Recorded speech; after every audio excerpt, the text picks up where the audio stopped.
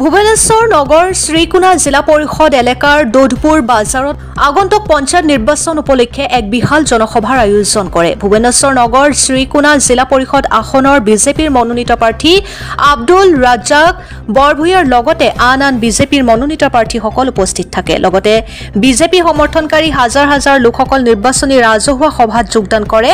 এই সন্দৰ্ভত মন্ত্ৰী কৌশিক ৰয়ে কয় যে কংগ্ৰেছ যোৱা ৭০ বছৰত সমগ্ৰ দেশখনক শোষণ কৰি লৈছে। মন্ত্ৰী কৌশিক ৰয়ে কয় যে ভুৱনেশ্বৰ নগৰ জিলা পৰিষদৰ আসনৰ দীৰ্ঘদিনীয়া জ্বলন্ত সমস্যা অতি সোনকালেই সমাধান কৰি দিয়া হ'ব। ভাৰতীয় জনতা পাৰ্টীৰ একমাত্ৰ লক্ষ্য হৈছে সবকা সাথ সবকা বিকাশ। প্ৰধানমন্ত্ৰী নৰেন্দ্ৰ মোদী আৰু অসমৰ মুখ্যমন্ত্ৰী হিমন্ত বিশ্ব শৰ্মাৰ নেতৃত্বত গোটেই অসমত উন্নয়ন বিকাশ চলিছে। এতিয়া কংগ্ৰেছৰ যি অৱস্থা চলিছে, কংগ্ৰেছ ক'ত আছে সেয়া চাব পৰা নাই।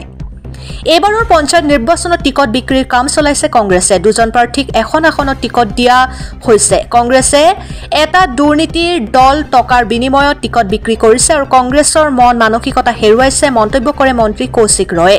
ভাৰতীয় জনতা পাৰ্টীৰ সকলো প্ৰাৰ্থীক ভোট দি শক্তিশালী কৰিবলৈ আহ্বান জনায় মন্ত্ৰী কৌশিক ৰয়ে। Bureau report, Arunodoy Assam.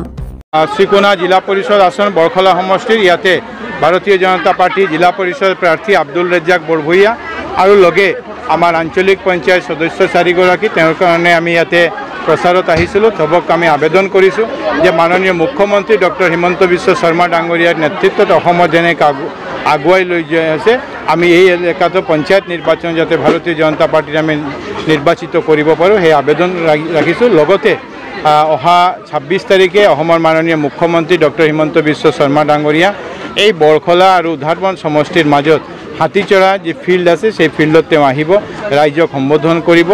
এই কথাটো আপোনালোকৰ মাধ্যমে মই ৰাইজক জানালোঁ।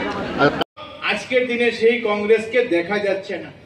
কংগ্রেস প্রার্থী দিচ্ছে পারছে না, টাকা পয়সা ঘুষ খেয়ে প্রার্থী দিচ্ছে, প্রার্থিত্ব বাতিল হচ্ছে। যার এখানে উদাহরণ এই আপনাদের ভুবনেশ্বর নগর শ্রীকোনা জেলা পরিষদ এলাকা।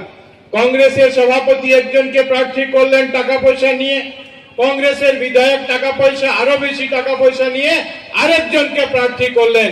নির্বাচন কমিশন দুজনেই কংগ্রেসের হাত নিয়ে প্রার্থী হলেন। নির্বাচন কমিশন দুজনের নামকে কেটে দুজনকে নির্দল প্রার্থী করে দিল। কংগ্রেসের সভাপতি আর্তনাদ করতে থাকলেন যে আমি দেইনি, আমি একজনকে প্রার্থী করেছিলাম, আমার সঙ্গে বিধায়ক বিশ্বাসঘাতকতা করেছেন। বাবা, বিধায়ক করুন, বিধায়কও কংগ্রেসের, আপনিও কংগ্রেসের। যারা কংগ্রেস দীর্ঘদিন থেকে কংগ্রেস করেছেন তাদের সঙ্গে আপনাদের এই ব্যবহার, তাদেরকে আপনারা সামান্যটুকু পঞ্চায়েত জেলা পরিষদে প্রার্থী দিতে টাকা পয়সা আদায় করছেন।